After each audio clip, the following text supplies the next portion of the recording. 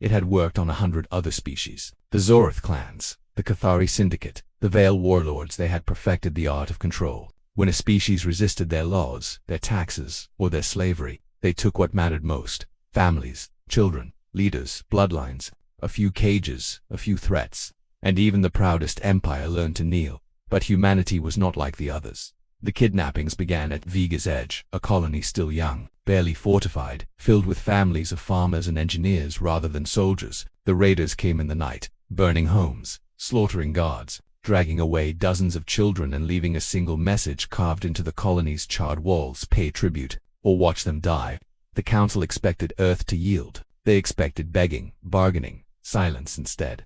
Earth began to build on hidden shipyards under Europa's seas and beneath the crust of Mars. Humanity forged weapons no treaty allowed. In labs cloaked from prying eyes, scientists tore apart alien technology and rebuilt it for war. And in the shadows, soldiers trained not to defend, but to hunt.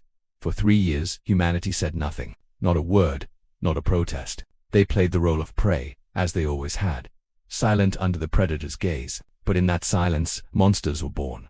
When the storm began with fire. The Cathari raiders who had taken the children never saw it coming. Their outposts scattered across asteroid belts and hidden among nebulae were hit simultaneously. Human dreadnoughts descended like blades in the dark, tearing through defenses with weapons no one had ever seen before. Entire flotillas disappeared under storms of drone swarms and gravity torpedoes. On the bridge of the Vanguard, Captain Adrian Cross stood with his hands clasped behind his back, his eyes fixed on the burning wreckage. Target locked, Lieutenant Maravey reported, her voice taut with fury. Slavers station ahead. Estimated 3,000 hostiles and civilian captives. Adrian's voice was ice. Bring the children home. Leave none of the slavers breathing. The Vanguard's guns roared. For the first time in their history, the Cathari knew fear. They had taken hostages expecting leverage, but their leverage became their death sentence. Marines in black armor stormed the station, cutting down guards with ruthless efficiency. Commander Lewis Grant led the boarding party. His voice, calm and merciless, echoed through the comms. Room by room, cage by cage, secured the children, erase everything else. The battle was over in less than an hour. The children were found deep in the slavers' hold, thin and scarred but alive, some too young to understand, some too broken to cry. Human Marines carried them out with a gentleness that belied the blood on their hands. When Mara found a girl, no older than her own niece, curled in a cage, her voice broke for the first time in years. You're safe now, sweetheart. You're safe.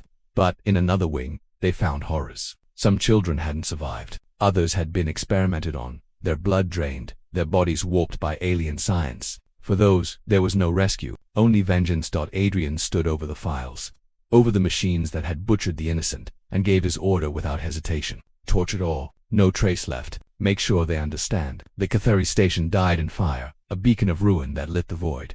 But humanity wasn't finished. One by one, every slaver outpost tied to the kidnappings fell. The Vanguard led fleets across sectors, erasing strongholds that had stood for centuries. Raiders who once boasted of breaking species wept as they were dragged from wreckage. Some begged for mercy. Humanity gave none. And with each strike, more children were freed, not only human, but Vale, Sith, Zur, and dozens of others. Humanity returned them home when they could, cared for them when they couldn't. The message spread like fire through the galaxy. Earth had once been prey. Now it hunted for blood. The council panicked. Emergency sessions were called. Accusations flew. Some demanded humanity be crushed before their fury spread further. Others whispered that perhaps humanity's wrath was not madness, but justice. For how many worlds had lost their children the same way? How many had bowed, broken, while predators grew fat on their grief? High Chancellor Valak of the Veiled Confederacy spoke the words many feared to say aloud. They are monsters now, but monsters of our making. And I, for one, am glad they are not mine to fear. Still, the predators did not learn. One final, desperate clan, seeking to break humanity's will, took another batch of hostages. This time, they weren't just children. They seized families of Earth's fleet officers, husbands, wives, sons, daughters. They thought this would finally shatter the humans, force them to their knees. Instead it sealed their fate. Adrian stood before his fleet, the image of the hostages' capture burning across every screen. His voice was low, steady, but every syllable carried a fury that shook the stars. They wanted leverage. They thought fear would chain us, but they do not understand. The moment they touched our children, our families, our blood, they ended themselves. We will not negotiate. We will not plead. We will hunt. We will end them. No more hostages. No more chains. Only ashes. The fleet roared forward, What followed was not war. War implied two sides clashing, struggling, enduring. This was annihilation. Human fleets struck like predators unleashed, hunting every raider den, every slaver ship, every buyer who had ever profited from stolen blood. It wasn't enough to destroy the clans. Humanity made examples of them.